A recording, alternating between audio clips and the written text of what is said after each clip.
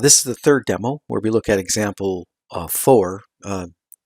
It's important to understand that there's two files involved in example 4. There's an HTML file, 100% HTML, and then there's a PHP file in the background, we'll say. So we have to figure out, well, how does that work then? So I'm going to go here and that. Again, this is a 100% stock HTML. Right head, we see the links to Bootstrap, Cascade Style Sheets, and JavaScript.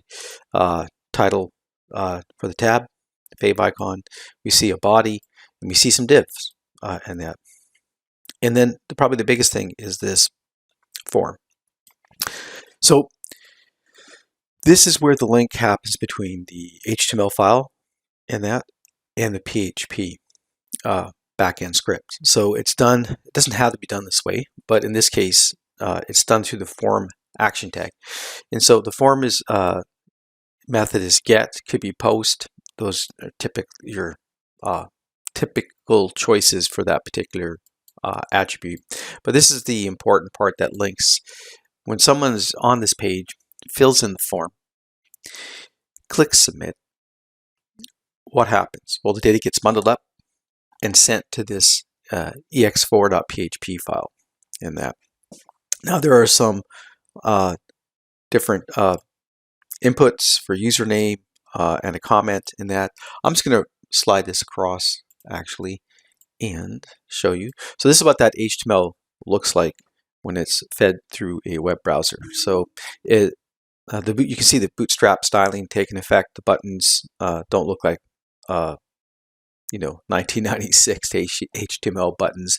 The form is like a stack form in that. It's not in flow layout and stuff. So it's it's got an okay look and feel. This would actually look okay on a phone as well, right? On a phone or a tablet.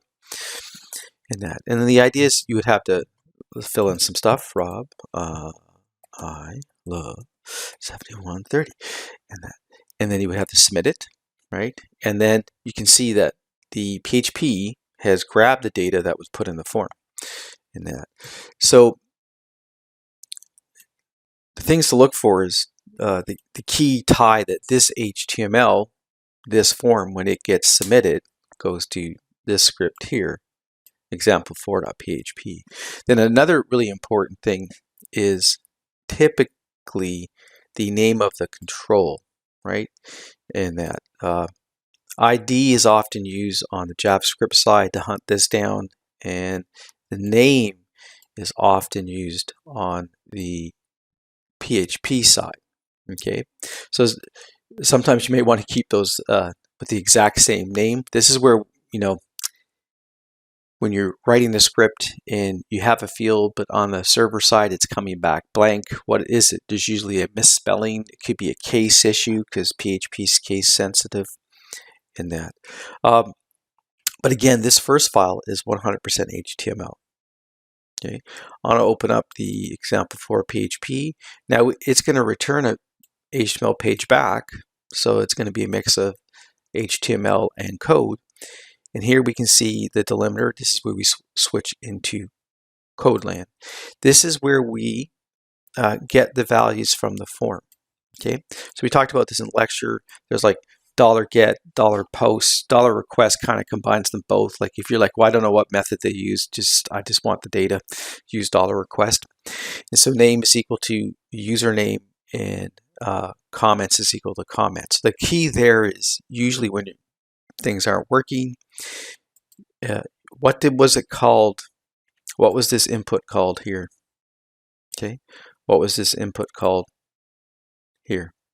Okay, username, your comments. Has the match, and definitely case sensitive, so be aware of that. If something's broken, look there first. That's what I would say. So that's how we get the data, right? So that form gets sent to the web server, and that data is kind of sitting in a global space. It's organized in this list called $request, and this is where we go to say, okay, what did they enter into that input called username? What did they enter into that input called user comments? And that's how we can get the data that the user entered. So that's how we get data from the system. Okay, what did they send over? And then we can do something with it. And here we're just doing some basic echoing. Okay, and so this is nothing too, is Before, in the other examples, we saw concatenation, but this is old school Unix scripting, where if you have a quote, you can drop in the variable name, dollar name, that's matching there, dollar comments.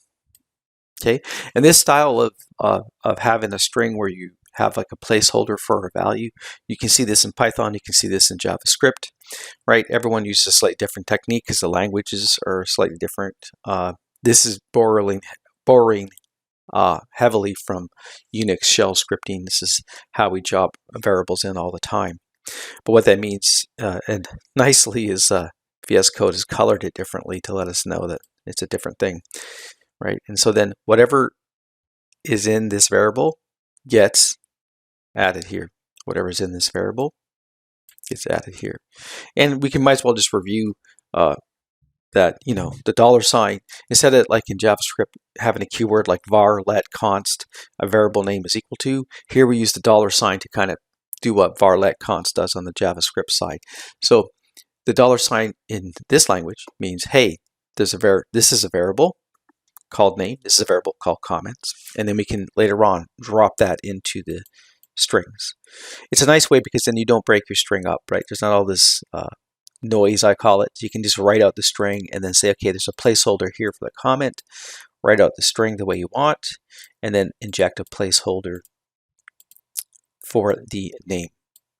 So that concludes this demo.